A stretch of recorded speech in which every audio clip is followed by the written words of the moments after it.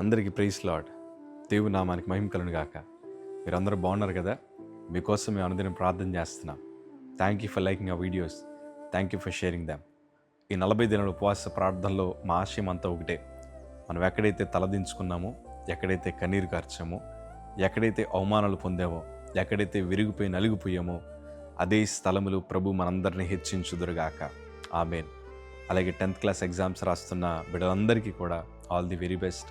మీ కష్టానికి తగిన ప్రతిఫలాలు ప్రభు మీ అందరికీ దయచేయుదురుగాక. ఆమేన్.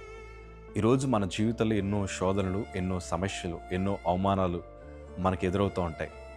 వీటన్నిటిని మనం ఎదుర్కొంటేటప్పుడు ఒకవైపు మనకు కోపం వస్తూ ఉంటుంది.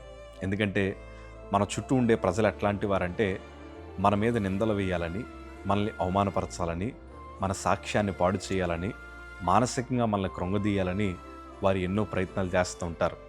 పీతల కోసం మీకు తెలుసు కదా, పీత మీద మూత పెట్టరంట.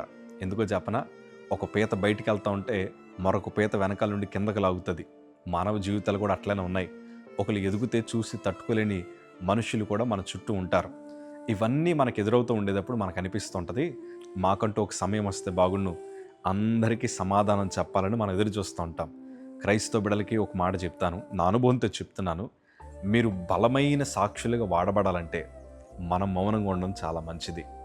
భక్తుల జీవితాల్లో ఎన్నో అవమానాలు పడ్డాయి, ఎన్నో నిందలు వారి మీద వేశారు, వారిని చంపాలని ప్రయత్నం చేశారు, వారి క్యారెక్టర్ని పాడు చేశారు. కానీ అయినా కానీ దేవుని బిడ్డలందరూ మౌనంగా నిలిచిపోవడం వల్ల వారి పక్షాన ప్రభువే మాట్లాడారు. ఆయన మాట్లాడడం వల్ల వీరందరూ కూడా బలమైన సాక్షులుగా ఎక్కడైతే పడిపోయారో అక్కడే నిలబడ్డారు.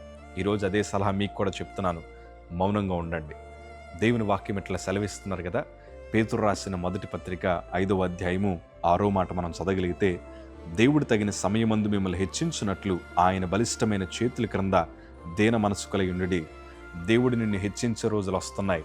నువ్వు దీన మనసుకుడై ప్రభు చేతుల క్రింద నువ్వు అణిగిమణిగి ఉండేటప్పుడు దేవుడు నీ పక్షాన మాట్లాడతారు. నిజమే, మనుషులు మీ మీద నిందలేస్తున్నారు, అవమానపరుస్తున్నారు, మీ సాక్ష్యాన్ని పాడు చేస్తారు, లేకపోతే రకరకాల మనస్తత్వాలు కలిగిన వారి మధ్యన మనం ఉంటాం కాబట్టి ఎన్నో బురద జల్లడానికి ప్రయత్నం చేస్తారు.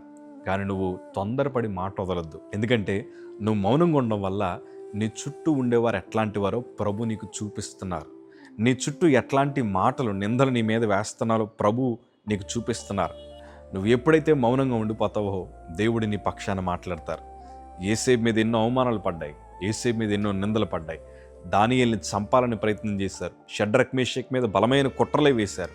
కానీ వారు మౌనంగా నిలిచిపోయి ప్రభు వైపు చూడగలిగారు.